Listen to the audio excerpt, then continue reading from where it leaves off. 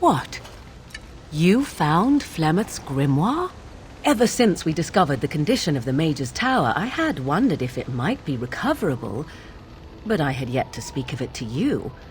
How fortunate that you found it on your own. You have my thanks. I will begin study of the tome immediately. I suppose something is deserved for all your efforts, is it not?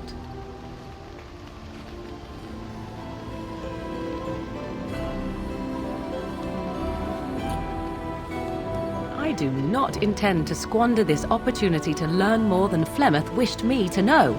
This should be interesting.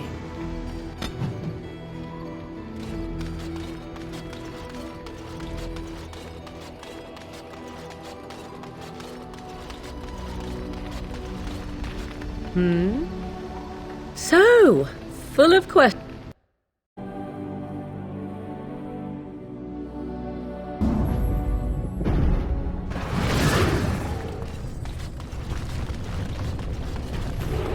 I'm sent for dark spawn.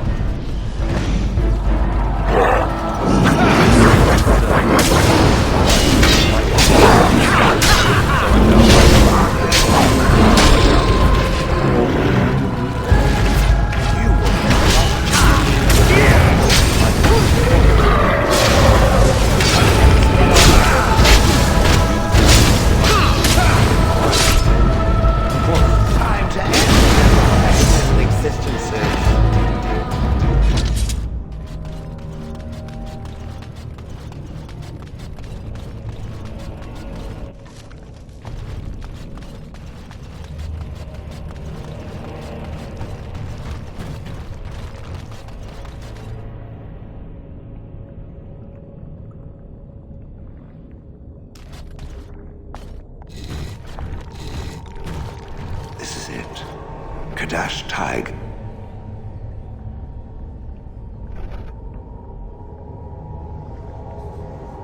Perhaps it may also be where I was found. These ruins are always overrun by vermin. There may be something noteworthy further in, however.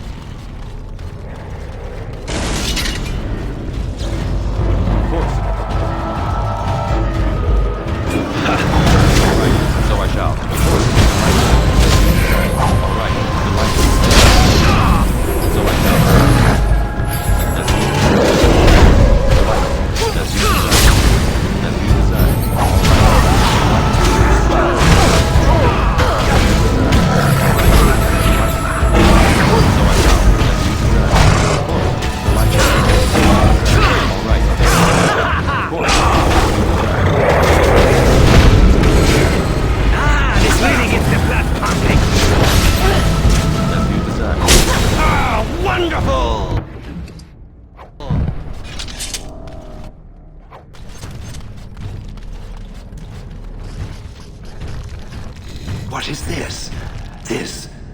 This I remember.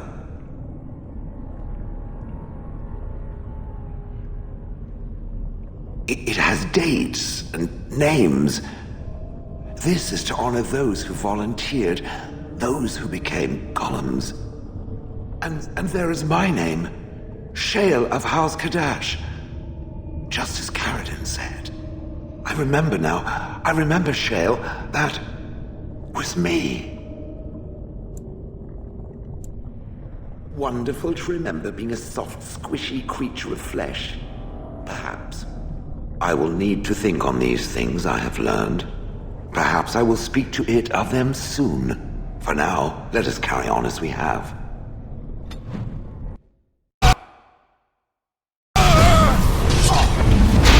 All right.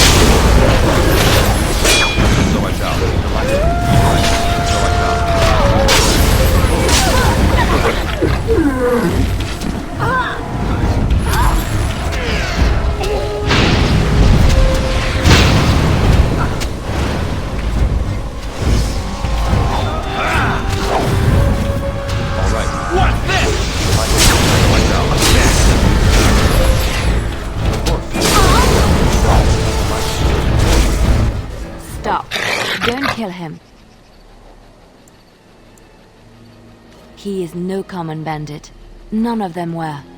Their weapons and armor are of fine make, and they are well trained. You know what I'm talking about, don't you? Who are you?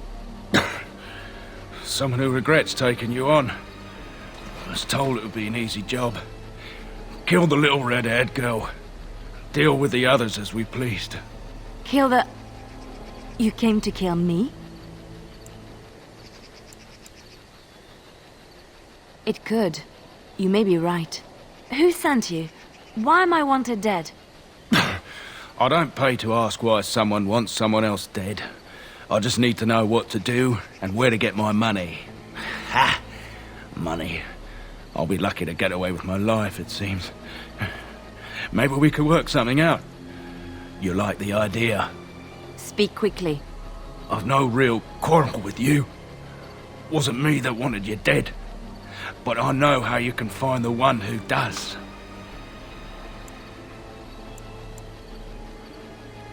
I have some directions written down on how to get to the house. It's in Denerim. Yeah, it's the best I can do. Thank you. Now leave. I never want to see you again. Don't worry. I'll not trouble you no more. It's Marjolaine. It has to be. Maybe someone saw me. Maybe she's finally found me and wants to finish what she started. Perhaps it's time to settle this score for good. Studying Mother's grimoire, do you wish to hear what I have found? 'Tis not what I expected. I had hoped for a collection of her spells, a map of the power that she commands, but this is not it. Disturbed? Yes, perhaps that is the right word. One thing in particular within her writings disturbs me. Here, in great detail, Flemeth explains the means by which she has survived for centuries.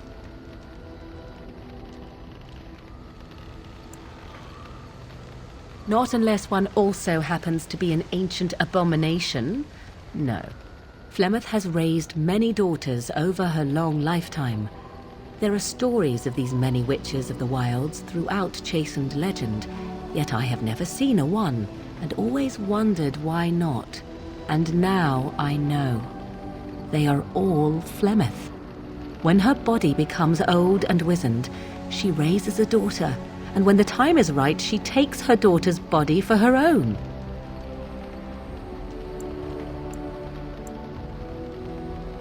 I do not know. Perhaps 'tis as she said, the Darkspawn threaten her as much as they threaten anyone else, or perhaps she believes that this journey will make me more powerful. According to the tome, if the host is already powerful and trained in magic, it takes far less time for Flemeth to settle in. Not by any natural means. Perhaps I should take this as a vote of confidence from her on my capabilities? Or perhaps she simply wished me gone from the Korkari wilds so she could prepare her ritual in peace. A disturbing thought. Indeed, that is primarily what this tome details, the various daughters that Flemeth has acquired, their preparation and training. I recognize all of it. I am to be her next host. This is my purpose. Whatever spark of the demon that made her what she is remains within her, keeps her from dying of old age, but her body deteriorates. Eventually, she would be so wizened as to be senseless and immobile.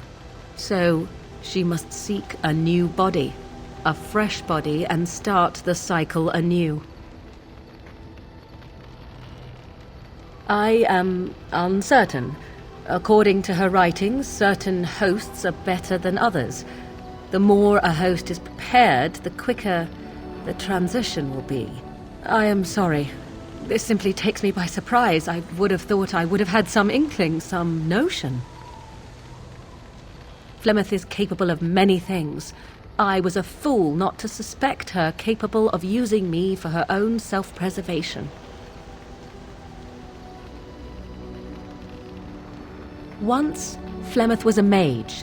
This was before the time of the Circle of Magi, but she wielded magical power of the same sort that all the ancient shamans did. 'Twas no different.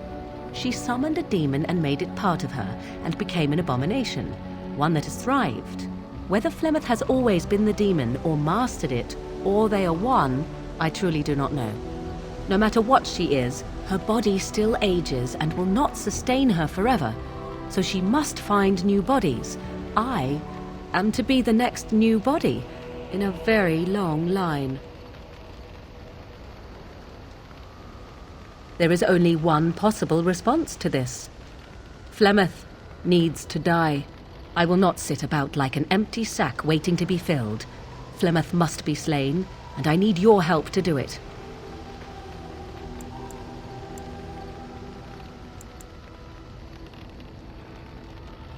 Then what needs to be done is for you to go back to Flemeth's hut in the Kakari Wilds without me. If I am present when she is slain, I cannot be certain that she will not be able to possess my body right then, so I must remain at the camp. Confront her and slay her quickly. I doubt she will truly be dead even then, but it will take her years to find a new host and recover her power, if that is even possible. The thing I must have is her true grimoire. With it, I can defend against her power in the future. Everything else in her hut is yours.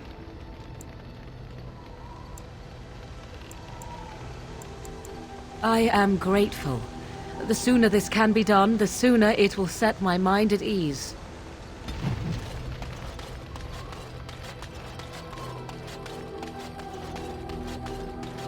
It speaks.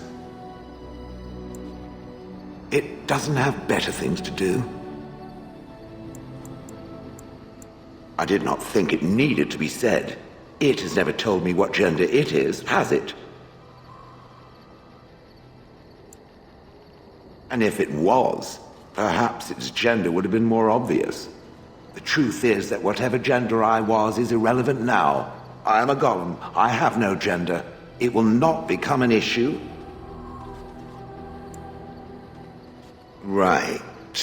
I catch it staring at my behind, and I will feel very awkward. Now, let us crush something soft and watch it fountain blood.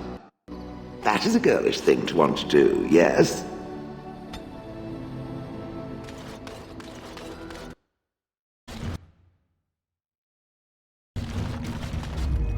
And so you return. Lovely Morrigan has at last found someone willing to dance to her tune. Such enchanting music she plays, wouldn't you say?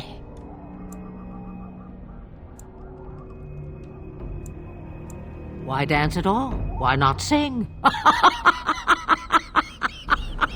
What has Morrigan told you? What little plan has she hatched this time? That she does. The question is, do you? Ah, but it is an old, old story. One that Flemeth has heard before, and even told. Let us skip right to the ending, shall we? Do you slay the old wretch as Morrigan bids, or does the tale take a different turn? The truth, as if it were nothing. How like a man. No, far better the lie.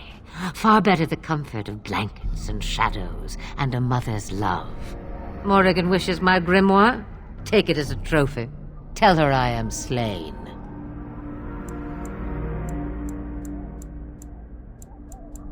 Shame. What will it be then? It is a dance poor Flemeth knows well. Let us see if she remembers the steps. Come, she will earn what she takes. I'd have it no other way.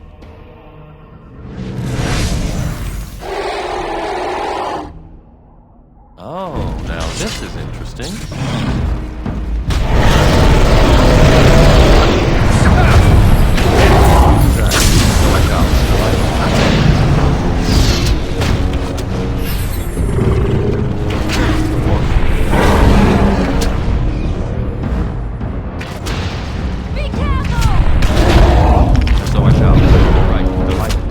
out.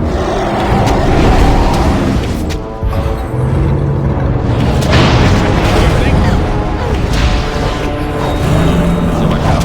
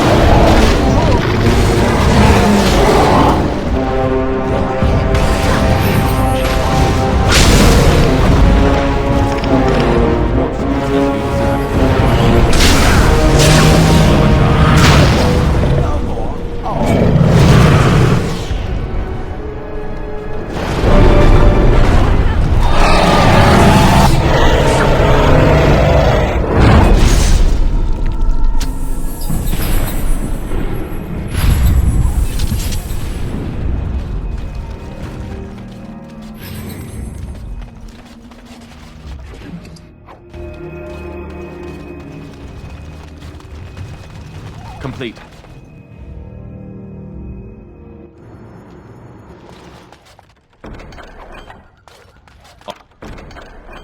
All over now.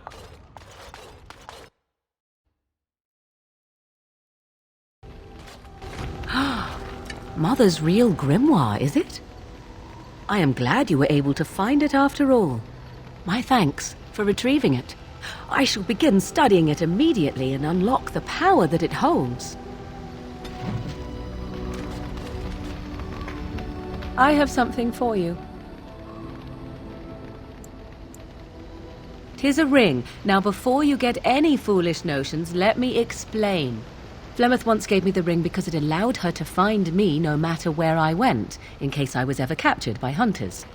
I disabled its power as soon as we left the wilds. Recently, however, I thought to change it. Now, I will be able to find whoever wears it instead. It is not to track you, you understand. I believe you are too important to risk. If you were to get captured, however, it would be far easier to find you with this.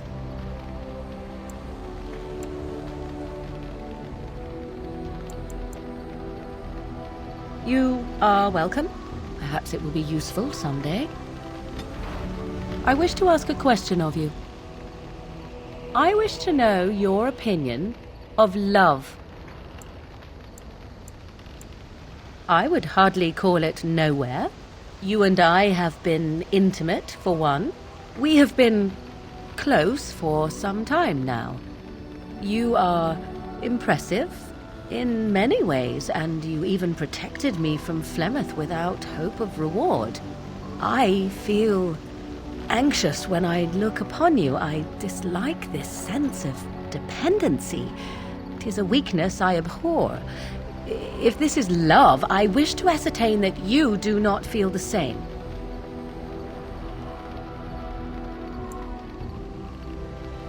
Then we are both fools, and we need to do something immediately. I have allowed myself to become too close. This is a weakness for us both. You are not listening to me. Do not be such a fool. This is for your own good. I am not like other women. I am not worth your distraction, and you are not worth mine. You are impossible. Have it your way, but I will tell you truly now. You will regret it in the end. Your desire? So, full of questions, are you? Now I have enough time to study Mother's grimoire to find a way to prevent her from stealing my body in the future. For she will be back. One day, I have no doubt of that. And if I cannot protect myself, one day I will track her down again in whatever body she inhabits, and she will die again and again if need be. But there is no need to think of such things now. I have you to thank for saving me, so let us return to the task of dealing with the Darkspawn, no?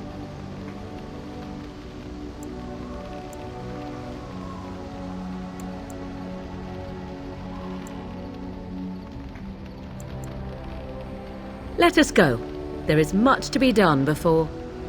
There is still much to be done. Your desire? So, full of... Your desire? We are in camp, so 'tis as good a time as any. I think not.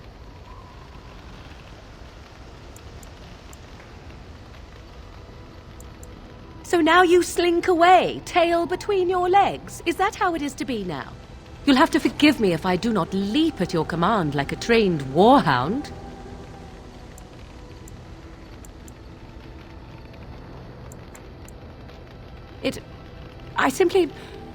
I do not wish to discuss it. Leave me be. Your desire? We are in camp, so 'tis as good a time as any. Ah, such a romantic, I see.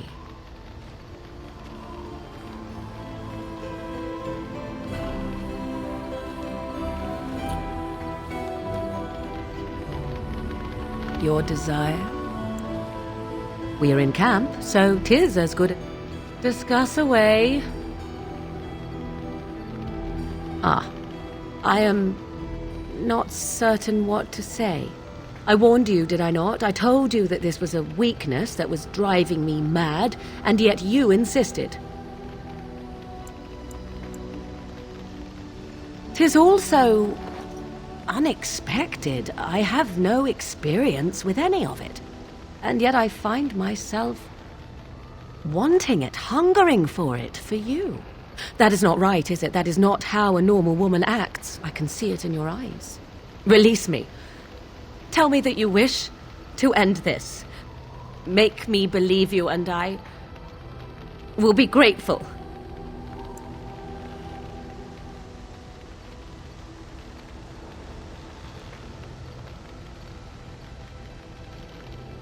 You miserable, selfish bastard! You will regret this, and so will I. And perhaps that is how it must be. Your desire? We are in camp, so 'tis as good a time as any. Discuss away.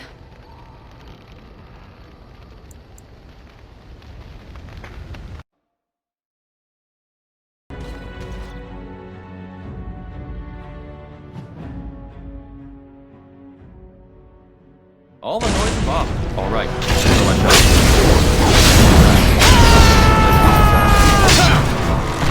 So much now. Of course. Good light.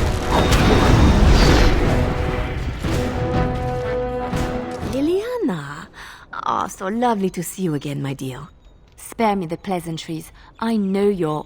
Oh, you must excuse the shabby accommodations. I try to be a good host, but you see what I have to work with. This country smells like wet dog everywhere. I cannot get the smell out. Even now it is in my hair, my clothes. Ugh. Canary mercenaries, expendable. And this way I don't have to pay them. Good for both of us. But I am not unarmed or unguarded. I have more men watching, ready to attack on my word. So perhaps we should just talk now, yes? You framed me, had me caught, and tortured. I thought that in Ferelden I would be free of you, but it seems I am not. What happened to make you hate me so? Why do you want me dead so badly? Dead? Nonsense. I know you, my Liliana. I know what you are capable of. 4 or 5 men you can dispatch easily. They were sent to give you cause to come to me. And see? Here you are. Ignore what she says. She's lying. I know how she works. What are you up to, Marjolaine? Why are you in Ferelden? In truth, you have knowledge that you can use against me. For my own safety, I cannot let you be. Did you think I did not know where you were? Did you think I would not watch, my Liliana? What is she up to, I thought? The quiet life, the peasant clothes, hair ragged and messy like a boy. This is not her. You were planning something, I told myself, so I watched. But no letters were sent, no messages, you barely spoke to anyone. Clever, Liliana, very clever. You almost had me fooled. But then, you left the Chantry so suddenly. What conclusion should I draw? You tell me. You think I left because of you? You think I still have some plan for revenge? You are insane, paranoid.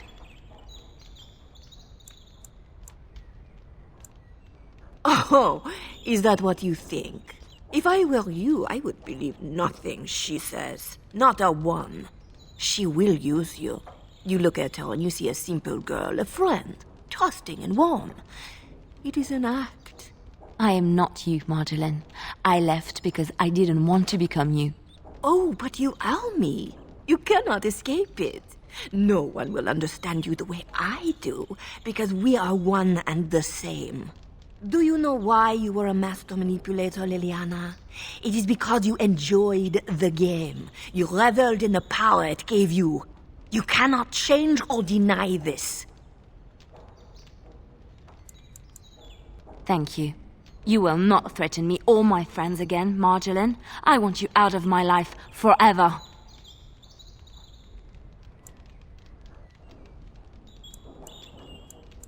You've caused too much pain for too many, Marjolaine. It ends here. And you think you can kill me like that? I made you, Liliana. I can destroy you just as easily. Yeah, right ahead.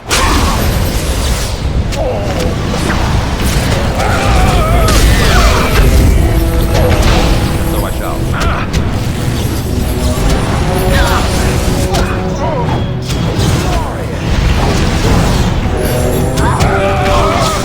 Make a preserve! So I shall.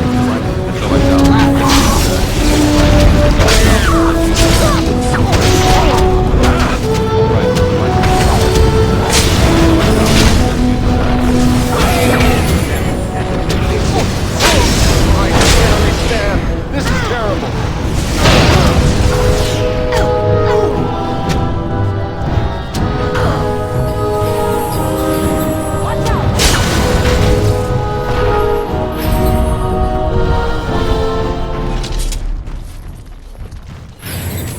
Of course. She's dead.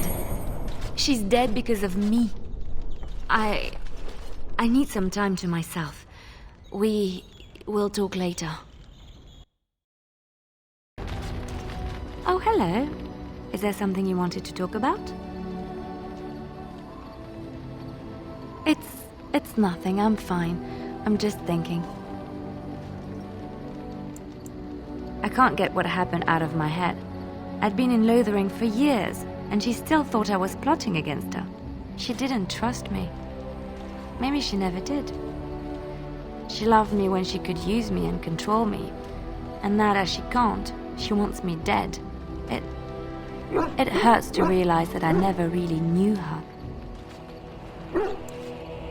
I knew she was ruthless, but I didn't know how far she could go. She is self-serving, cruel. She uses people, then discards them. But that's how she survives in the life she leads. What if she's right? What if we're the same? I should just have stayed in the Chantry. Maybe, but that is not the point. I was a different person there. I forgot my life as a bard while I was in the cloister. I felt safe. I didn't have to watch my back all the time. That's what made Marjolaine the person she is, don't you see? It ruined her. It will ruin me too. It's already happened. When we killed her, I enjoyed it. Seeing her dead gave me satisfaction.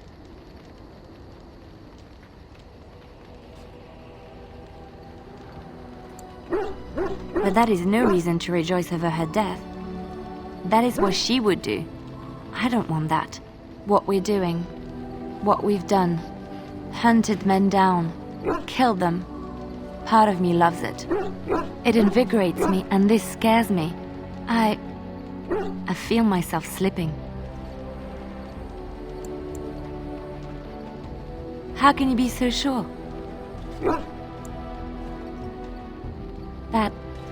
That is true. I can always trust you to show me things from a different perspective. I would like to be alone for now. I have many things to consider. Thank you for listening to me.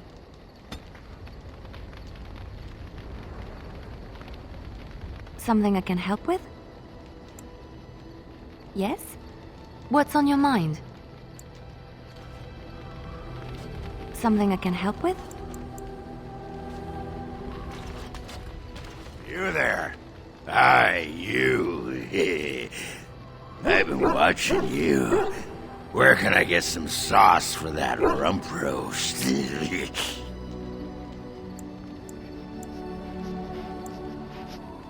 Go and make yourself ready, woman. I'll be right there to see to it.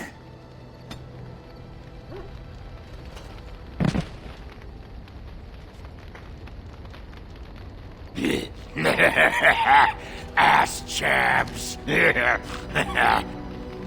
What you need? What about? All right. Yes. I am hardly surprised. Very well. As you wish. What do you need? Ask away.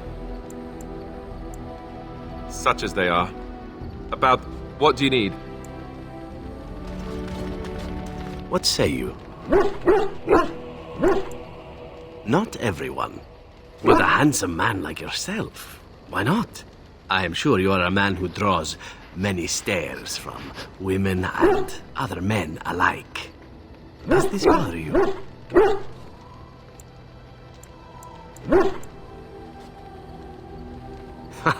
I was raised in a brothel and trained to seduce whomever is required.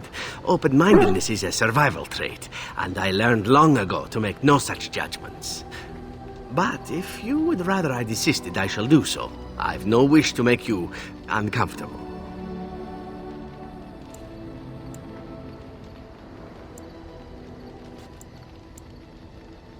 Your wish is my command. Now that that is out of the way, shall we move on? With my eyes fastened elsewhere, I assure you. What say you? By all means. My adventures? I'm hardly an old man just returned from across the ocean, am I? Should I shake my fist at nearby children while I talk about the good old days? You mean you want to hear about the grueling training? Being locked in an oubliette for weeks at a time? The slavery? The festering injuries? Or are we seeking something more glamorous? Oh, those things never happened to me. Let's see, my second mission ever for the Crows was a bit intriguing. I was sent to kill a mage who had been meddling in politics. In Antiva, nobody is too important to escape the reach of the Crows. They've killed kings and queens. That is simply how it is. As it turned out, the mage in question was quite a delightful young woman. Long, divine legs, as I recall. I caught her in a carriage on her way to escape to the provinces. After I killed her guard, she got down on her hands and knees and begged for her life. Rather aptly, I might add. So I joined her in the carriage for the night and left the next morning.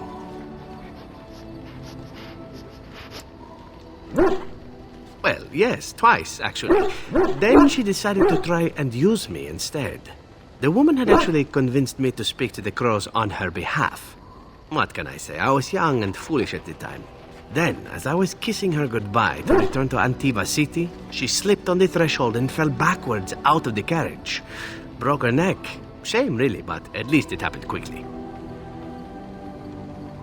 At first, yes. Well, not upset. Surprised is really a better word. Then I found out that she had told the driver to take her to Janellen instead. She had planned to lose me in the provinces. I would have looked very foolish to the crows. As it was, my master was very impressed that I had done such a fine job of making it look like an accident. The Circle of Magi was unaware of foul play, and everyone was happier all around. I suppose, but she was dead. She didn't need to be happy. It was after that when I learned that one needn't let a pretty face go to your head. Professionalism was key. That's my moral of the day, you see. And one that not everyone learns, I'm sad to say. But that's enough tale spinning from me for the moment. Talking about the mage has made me a bit nostalgic, I'm afraid. Ah, the good old days. What say you? Oh, this should be good. What would...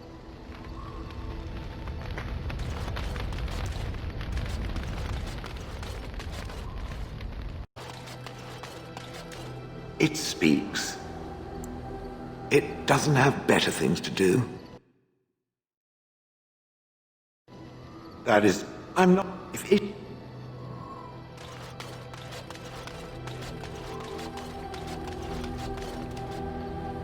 Your dog is filthy. I can smell him 50 yards off.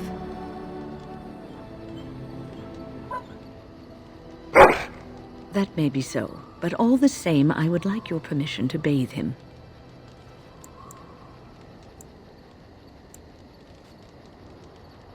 No, that's not what magic is used for. Just make him sleep over on the other side of the camp, with Alistair. With any luck, that will keep all the stench confined to one small area.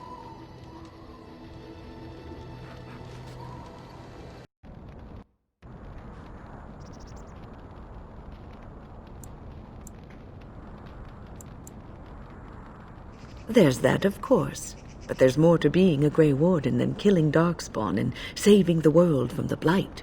Ultimately, being a Grey Warden is about serving others. About serving all people, whether elves or dwarves or men.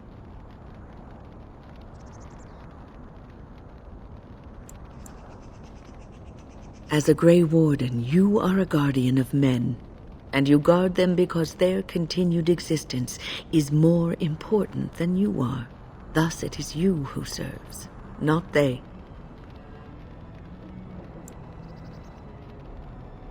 A good king, a true king who cares for his land, uses his power to rule firmly but fairly.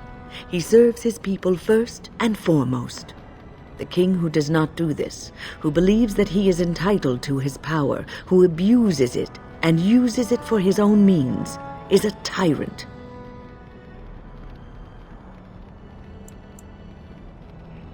If you live apart from others and your actions affect only you, then you may do as you wish. But if you have power, influence, and strength, your every action will be as a drop of water in a clear, still pond. The drop causes ripples, and ripples spread. Think of how far they will go, how wide they will become, how will they affect the pond. But I've lectured enough for today. I should stop before I wear out my welcome. You're quite taken with each other, aren't you? Well, she's hardly discreet. The way she looks at you, it's as though she's completely forgotten there's anything of you above the waist.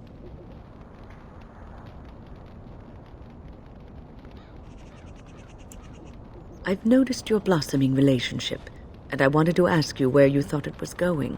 She is a cunning woman, a Maleficar. She will use you for her own ends.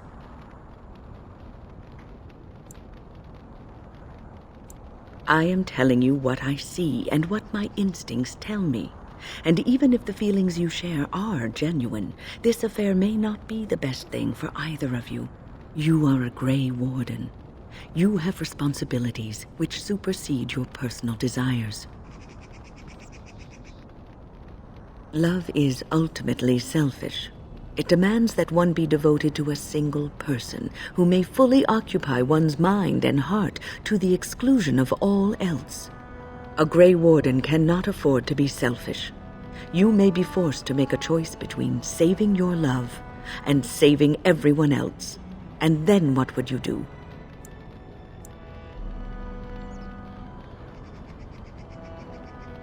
You may have to save one or both of you unnecessary anguish later on.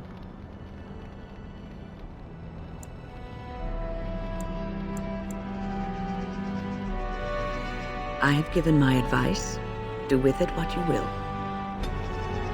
What's on your mind? I have watched you for a time, and perhaps I was wrong. There seems to be something special between the two of you. It doesn't happen often, but I see her smile to herself sometimes when she watches you. I think I was too harsh in my judgment before, and I am sorry. What you have may not last forever. Death and duty may part you, but love's worthiness is not diminished because of that. I should have seen this before. Instead, you learn to cherish every precious moment that you spend together, knowing that it may be the last. And for those of us watching, well, it brings warmth to these old bones to know that something so beautiful can be found in the midst of chaos and strife. What's on your mind?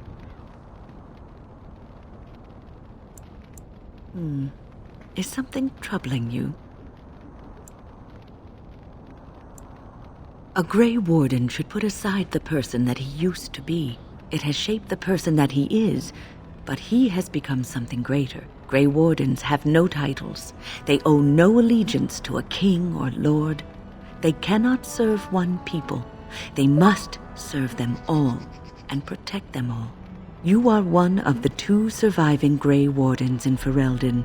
You defend all of us, and much rests on your shoulders. It may not mean much to you, but thank you for having the courage to continue to fight. You always have a choice. You could have turned away and ignored the blight until it claimed you, but you didn't, and that gives me hope. Have you heard much about the Grey Wardens of old?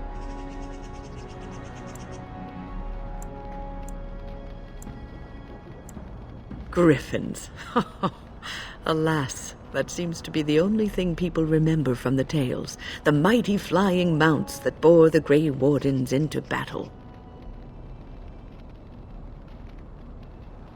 Unfortunately, they've all passed back into the Maker's hand. So that wish will have to go unfulfilled. It was said that watching the Wardens ride in on their white griffins was enough to rouse a weary heart and put the dance back in the step of an old man. The Grey Wardens were powerful, feared and respected, but they also inspired the common people. I remember a tale that was told to me many years ago. Maker's mercy, it's like talking to a child.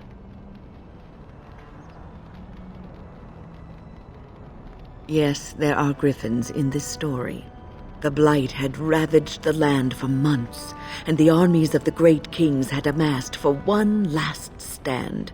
As the sun burst through the clouds that boiled and churned in the dark sky above, it illuminated a vast, seething horde of darkspawn, with the archdemon at its head. And it was then, when courage seemed to fail, and all lost to death and despair, that the Grey Wardens came. They arrived with the beating of wings like mighty war drums, and stood before the armies of men. Yes, griffins. Now listen to the rest of the story. The Grey Wardens, grim and fearless, marched forth, ever between the men and the encroaching darkspawn. They formed a shield of their own bodies and held that line until the archdemon was dead and the last darkspawn lay trampled in the dirt. And then, demanding neither reward nor recognition for their sacrifice, the Grey Wardens departed. When the clouds finally rolled back and the sun shone full upon the blighted ground, the great kings knew that they had lost no men, and none of their blood had been spilled. This is a tale about no battle the Grey Wardens have fought, and yet about them all. They have always defended us from the Darkspawn, taking losses so we do not have to. People may have forgotten over the centuries, but nothing has changed. This knowledge has been blessing and burden to Grey Wardens past, and now it shall be your blessing and your burden.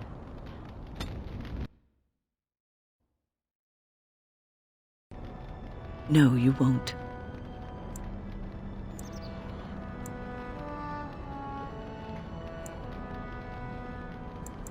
You wonder sometimes, don't you?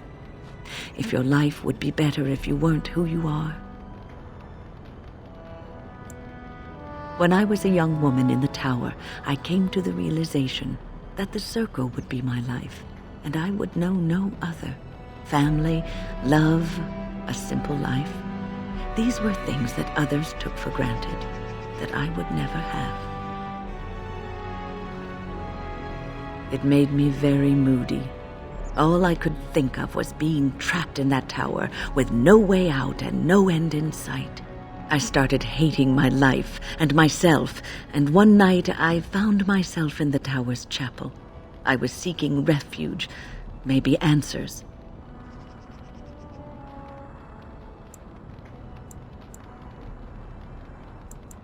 Well, I was dreadfully morose, surly. Anyway, where was I? Ah, yes, the chapel. I must have looked tearful or made some noise, because the revered mother came out and decided to speak to me.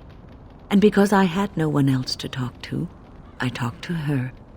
I must have said many silly things, but she told me that the Maker puts us all on our paths for a reason, and fighting our intended course is what causes so much anguish.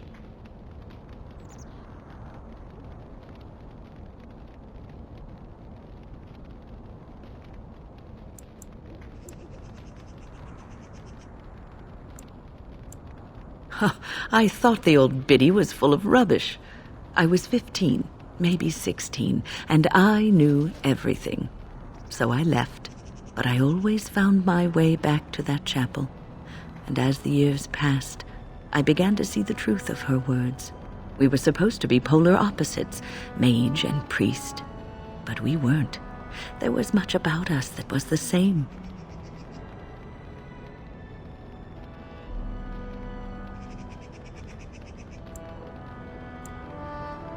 Not all priests choose their path.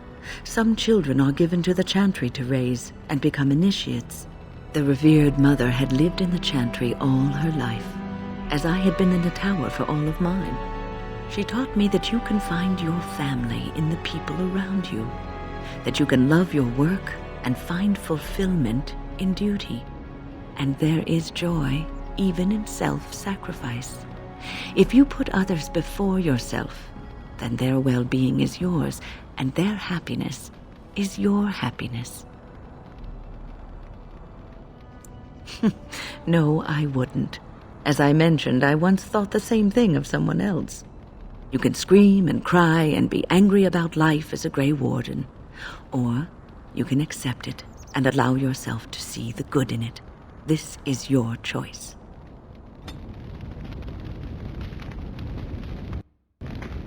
What's on your mind? I will answer to the best of my ability. People don't become mages. They are born mages. The talent just surfaces later. But you are asking how I ended up at the Circle. I was brought there by the Templars, just like many of the other apprentices. I don't remember very much. I was very young then.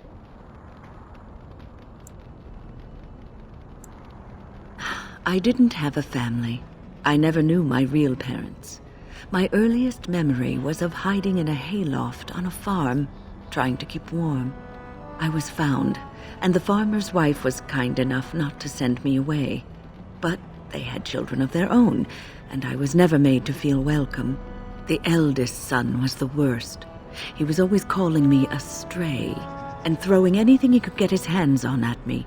And I don't know how it happened, but one day, he just found his hair on fire. Fortunately, there was a large trough nearby.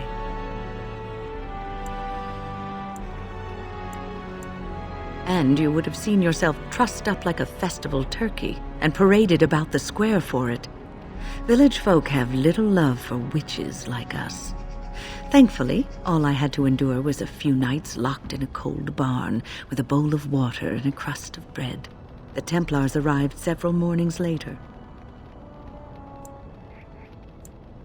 One of them ignored me, but the other was kind to me. He gave me sweets and even sat me on his shoulders once when I wanted to look over a high wall that ran along the road. I'll never forget the moment the Templars led me into the entrance hall of the tower. I had never seen anything so grand in my life. I stopped being afraid then. I knew I was home. Well, that's about all there is to my tale. That's how I came to the circle. I would be lying if I said it was easy. First, there were rules, and we were constantly watched to make sure we behaved appropriately. Then there was the study of magic. We had to cast the spells just so, control the effects completely. A single word spoken incorrectly, a gesture out of sync, and lack of focus. And we needed to have perfect focus, or we would be in danger. From Fade spirits. If we were careless, they would enter our minds, and we would become abominations. Without the circle and my mentors, I would not have been where I am today. And there was joy in life at the circle. The joys of fellowship, in knowing that you were not alone in your struggles. Perhaps it was like your life in the alienage. The people outside may have shunned you, but you didn't care because you were surrounded by your kind, your family. We are not so different, you and I.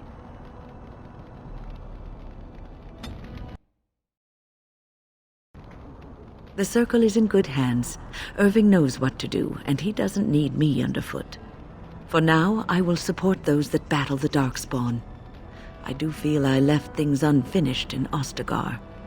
There is so much left to do, and I would be part of it. The Grey Wardens, all 2 of you, need all the help you can get. I will see this through to the bitter end, and after that, if I am still left standing, then I will return to the circle.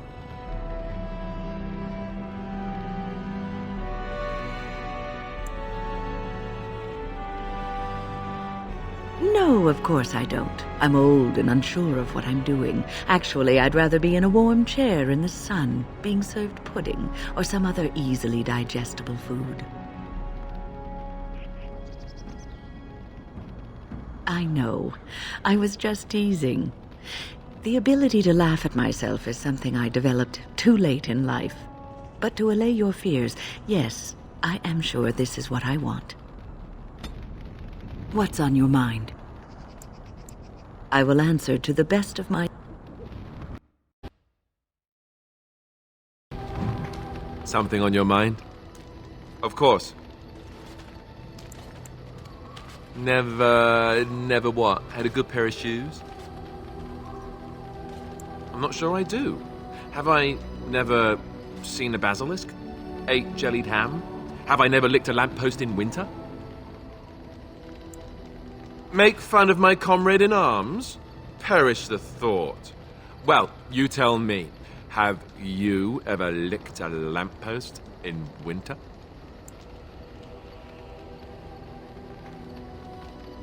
Good. I hear it's quite painful. I remember one of the younger initiates did it on a dare once, and there was pointing and laughing. Oh, the humanity. I myself have also never done it. That. Not that I haven't thought about it, of course, but you know. Well, living in the Chantry is not exactly a life for rambunctious boys. They raised me to be a gentleman. That's not so bad, is it? I've no urge to rush into anything. We may not even survive what is to come, after all. Enough. I don't want to talk about this anymore. Let's go. Something on your mind? Of course. You mean other than becoming a Grey Warden?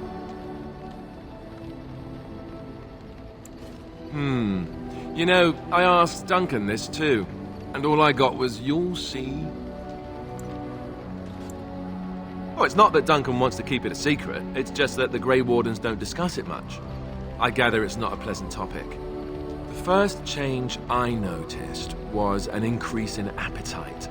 I used to get up in the middle of the night and raid the castle larder. I thought I was starving. I'd slurp down every dinner like it was my last, my face all covered in gravy. When I'd look up, the other Grey Wardens would stare, then laugh themselves to tears.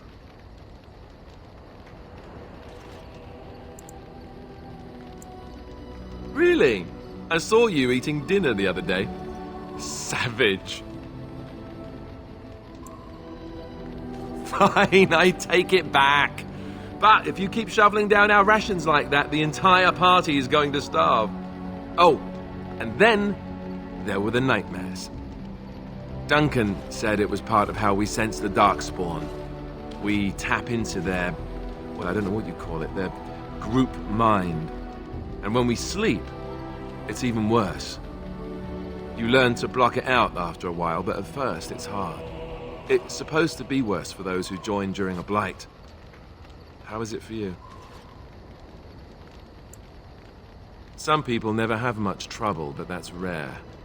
Others have trouble sleeping their entire life. They're just more sensitive, I suppose. Everyone ends up the same, though. Once you reach a certain age, the real nightmares come. That's how a Grey Warden knows his time has come. Oh, that's right. We never had time to tell you that part, did we? Well, in addition to all the other wonderful things about being a Grey Warden, you don't need to worry about dying from old age. You've got 30 years to live, give or take. The taint, it's a death sentence. Ultimately, your body won't be able to take it. When the time comes, most Grey Wardens go to Orzammar and die in battle rather than waiting. It's tradition. You'll always find Darkspawn down where the dwarves are. The oldest Grey Wardens head to the deep roads for one last glorious battle. Not that there's a shortage of Darkspawn during a blight, but that's the tradition. The dwarves respect us for it. And you wondered why we kept the joining a secret from the new recruits. There you have it.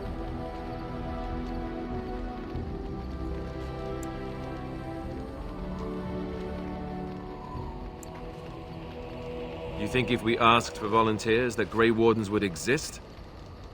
Maybe a few. You wouldn't be here. Neither would I, probably. And the blight needs to be stopped. You know, Duncan, he started having the nightmares again. He told me that in private. He said it wouldn't be long before he'd go to Orzammar himself. I guess he got what he wanted. I just wish it had been something worthy of him.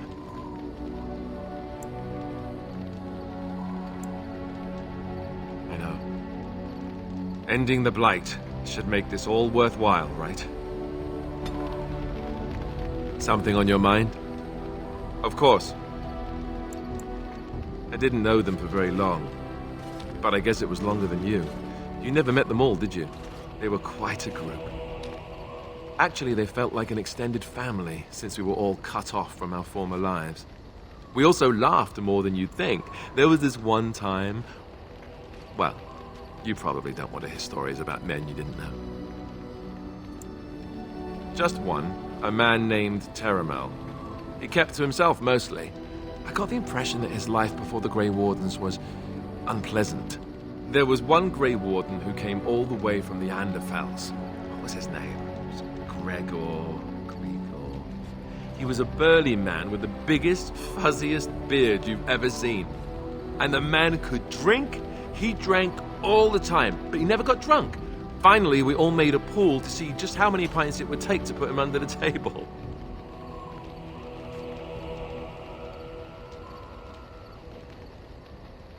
Sometimes, we were kin of a sort. All of us had gone through the joining, so we knew... Anyhow, it doesn't have to be deadly serious all the time. Anyhow, we never did find out. He said he'd drink a pint for every half pint that the rest of us drank. He was still going by the time the rest of us were passed out.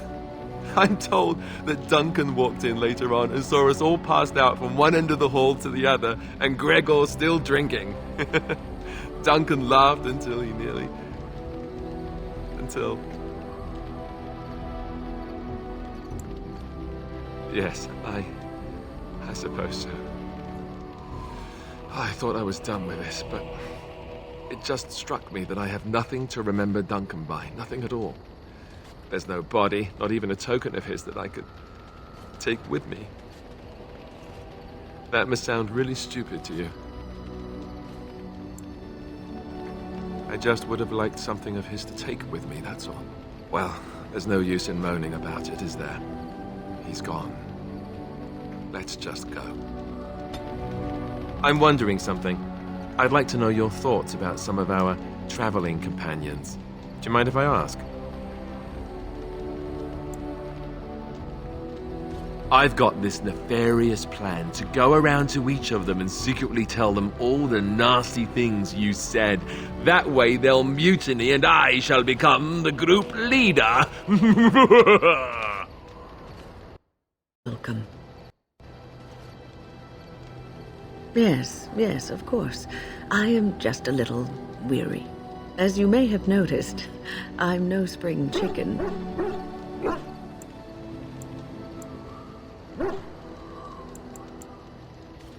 Ha, very funny. But in all honesty, I do not know how many years I have left in me. I have lived for such a long time. But there is always something else to do. And I have to keep going in order to do it. I think I will be glad when I am done.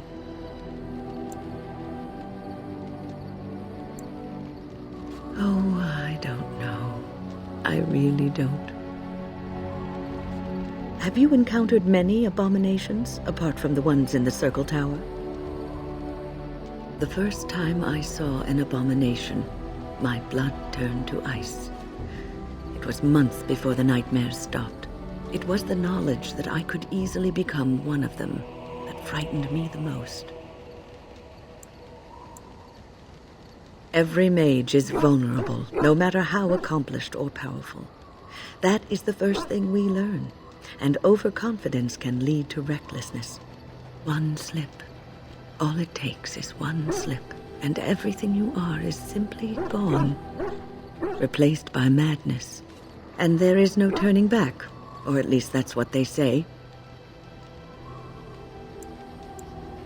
Of late, I have begun to wonder if there is any way an abomination can be cured, or if a mage could be so possessed and still retain their sanity, their humanity. Yes, it is madness and cruelty that define abominations. If those are lacking, if the mage remembers the person they truly are, then they are not an abomination. I never saw that. Thank you for showing me another way of looking at it. I must ask, what does being a Grey Warden mean to you?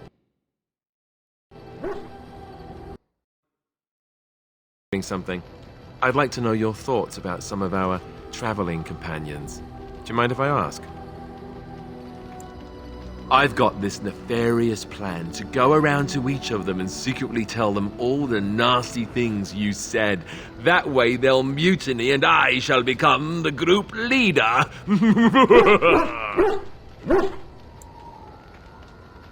Hey, That's a pretty good policy. Where exactly is lunch, anyway? Seriously, though, I'm only curious. I've had enough time to form my own opinions, and I just want to see if yours are any different. Just try and stop me. Let's see, where should I begin? How about Ogren? You must have an opinion on the smell, at the very least. I would too if he could stick to the ribald stories and not so much with the belching and projectile vomiting. How he lifts his sword is a bit of a mystery. Though I suppose the point is that he does lift it. And so long as we can point him in the right direction, he charges too. He has gusto, I'll give him that. Zevran, the elf. You can't trust him, can you? Do you believe his so-called vow? That's a lot to put on a maybe, isn't it? He's an assassin. Crows aren't known for giving up. Maybe he's just biding his time.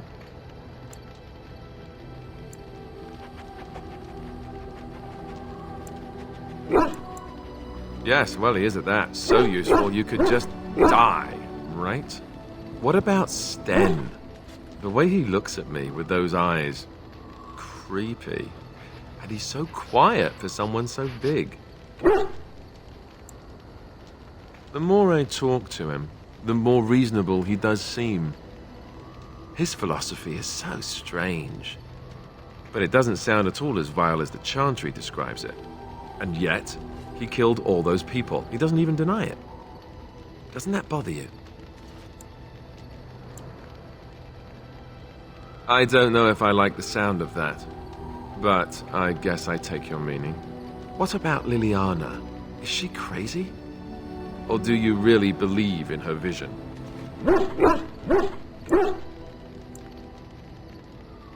That's one way to put it.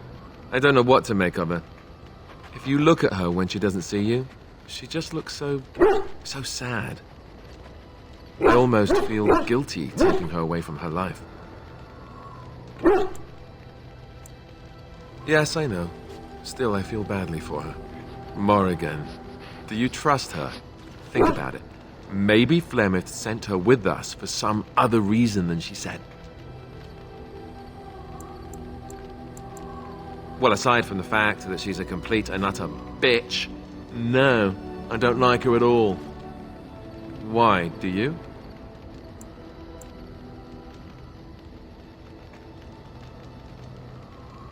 Great. So they were right. Well, it's your funeral. Enough. I think my curiosity is sated. Let's get back to it, shall we?